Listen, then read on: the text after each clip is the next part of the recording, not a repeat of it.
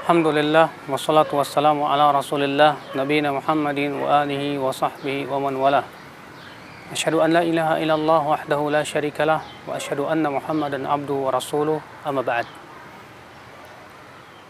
Sebentar lagi kita akan menjelang yaitu bulan Dzulhijjah.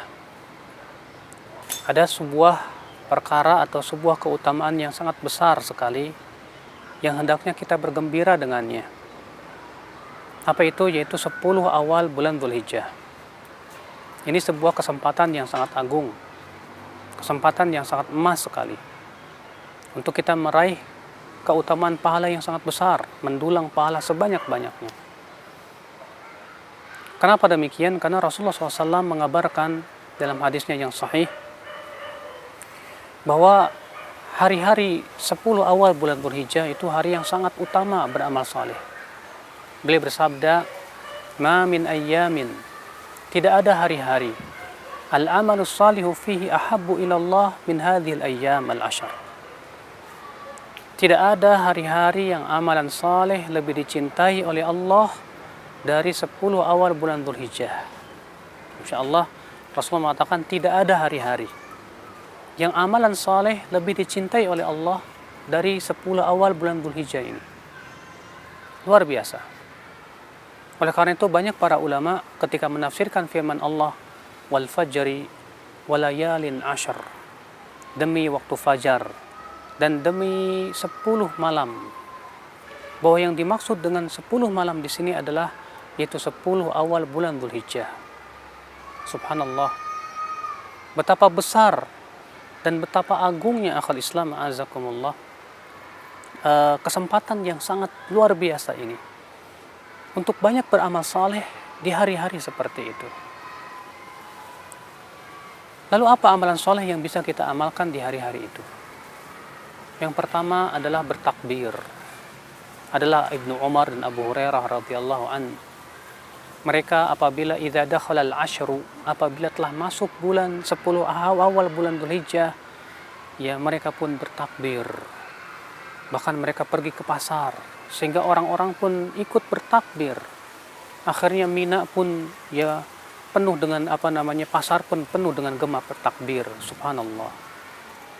Maka kita banyak bertakbir, karena takbir pada waktu itu ya kata para ulama ada 2 macam.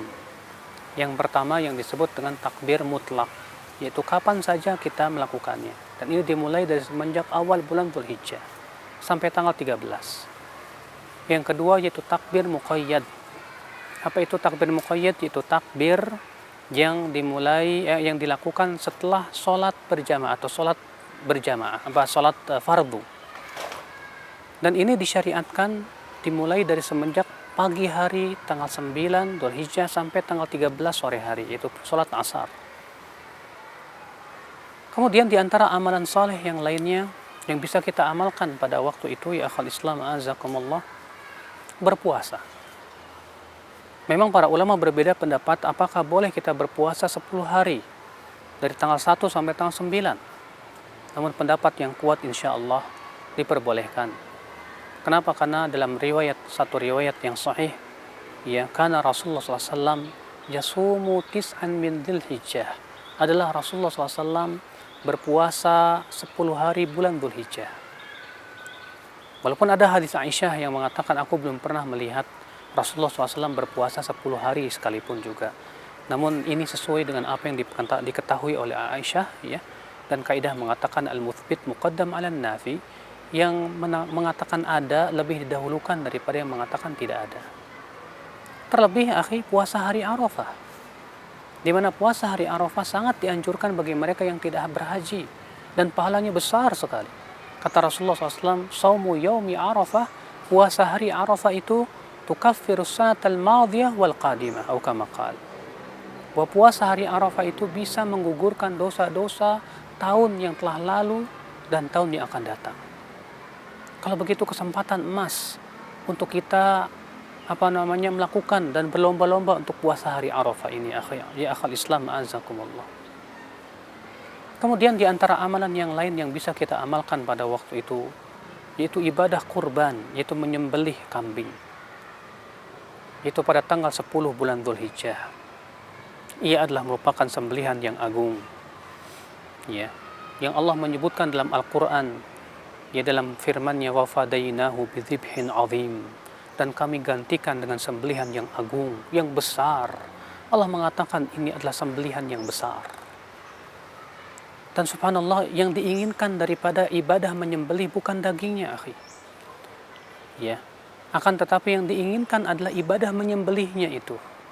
Makanya Allah mengatakan la yanalallahu luhumuha wala dima'uha walakin yanaluhu taqwa minkum.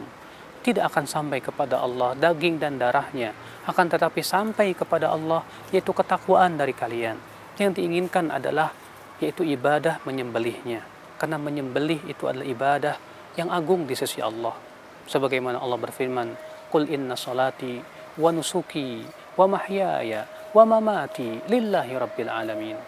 Katakan, sesungguhnya salatku, nusukku. Apa itu nusuk? Apa itu nusuk? Sebagian ulama mengatakan nusuk artinya dzabihati, yaitu sembelihanku. Katakan, sesungguhnya salatku, sembelihanku, hidupku dan matiku hanya untuk Allah Rabbul Alamin. Ini menunjukkan betapa besarnya ibadah menyembelih kurban itu. Orang yang diberikan oleh Allah keluasan harta, tapi ia tidak mau berkorban, kata Rasulullah, fala yaqrabanna musallana. Jangan ia mendekati musola kami.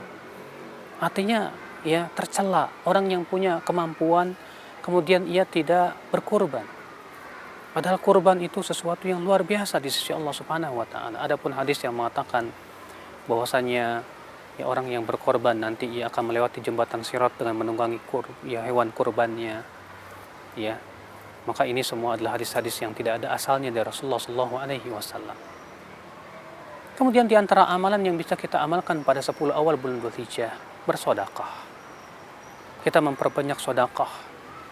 Terlebih sedekah besar pahalanya di sisi Allah Subhanahu wa taala.